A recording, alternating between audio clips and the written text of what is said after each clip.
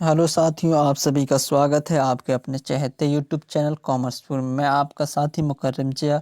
आज हम लोग देखने वाले हैं भारत का विस्तार और क्षेत्रफल। इसमें सबसे पहले हम दो लोग देखेंगे भारत का कुल क्षेत्रफल और साथ ही साथ देखने वाले हैं भारत के स्थलीय सीमा की लंबाई तथा मुख्य भूमि की तटीय सीमा की लंबाई तथा द्वीपों समेत देश के कुल तटीय सीमा की लंबाई। और साथ ही साथ हम लोग देखेंगे भारत के उत्तर से दक्षिण विस्तार और पूरब से पश्चिम विस्तार। और हम लोग इसी में देखने वाले हैं कि भारत के उत्तर बिंदु को क्या बोला जाता है, दक्षिणतम बिंदु को क्या बोला जाता है, पूर्वी बिंदु को क्या बोला जाता है और पश्चिमी बिंदु को क्या बोला जाता है। चलिए हम लोग शुरू करते हैं।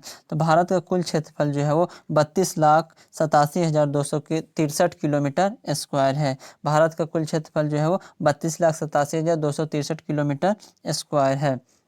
साथ ही हम लोग देखेंगे कि उत्तर में कश्मीर से लेकर दक्षिण में कन्याकुमारी तक इसका विस्तार, उत्तर में कश्मीर से लेकर दक्षिण में कन्याकुमारी तक इसका विस्तार जो है वो 3214 किलोमीटर है।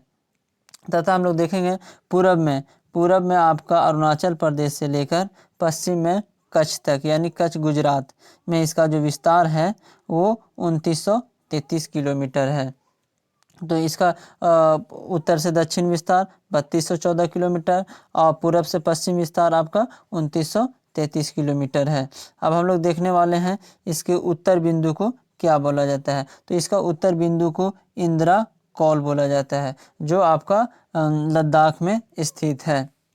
ठीक है। इसके दक्षिणतम बिंदु को आप बोला जाता है इंदिरा पॉइंट जो आपको निकोबार द्वीप समूह में है, जो 2004 की सुनामी में ये पूर्ण रूप से डूब गया है। ये अगर इसका पश्चिमी बिंदु का बात किया जाए तो जिसे गुहार मोती बोला जाता है जो गुजरात में स्थित है। अगर इसके पूर्वी बिंदु का बात किया जाए तो किबुथु बोला जाता है जो अरुणाचल प्रदेश में स्थित है। हम लोग पिछले क्लास में भी देखे थे भारत के अक्षांश और देशांतर को, लेकिन एक बार फिर से हम लोग देख लेते हैं भारत के अक्षांश और देशांतर को। तो सबसे पहले हम लोग अक्षांश को देखते हैं। तो भारत का जो अक्षांशीय विस्तार है जो 68 डिग्री 7 मिनट पूर्व से 97 डिग्री 25 मिनट पूर्व है।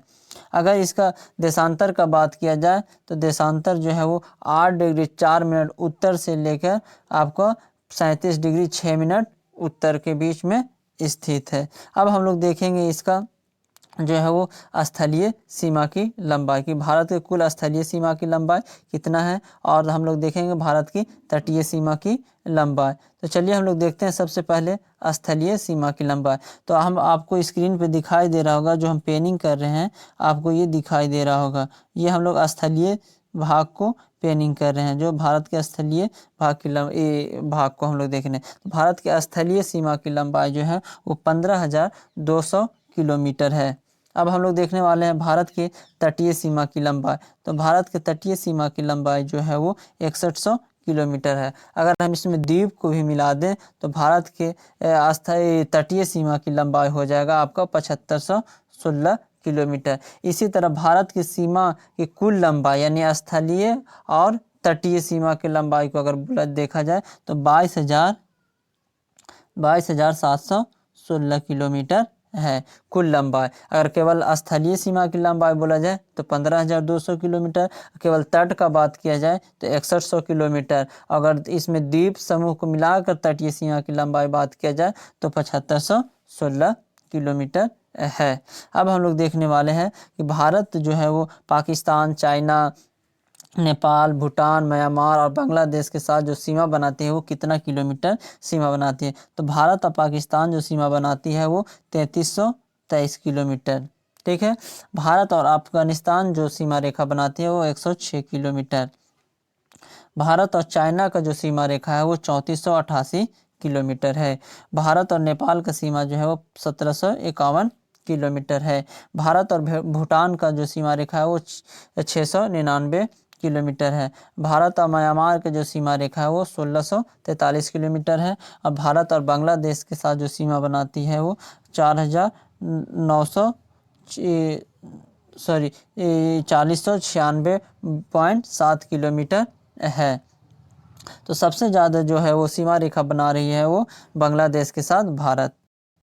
तो इस प्रकार हम लोग देखें कि सबसे ज़्यादा जो सीमा रेखा बना रही हो भारत और बांग्लादेश के साथ। अगर सबसे कम का बात किया जाए तो भारत और अफ़गानिस्तान का बात किया अफ़गानिस्तान होगा। इसी तरह सबको आप लोग ध्यान से देख लीजिएगा, हो सकता है कभी आपको एग्ज़ाम में पूछ दिया जाए वो अरेंज करने के लिए कि सबसे ज़्यादा, उसके बाद कौन, उसके बाद कौन, उसके बाद कौन। तो ये सारी चीज़ को आप लोग ध्यान से देख लीजिएगा।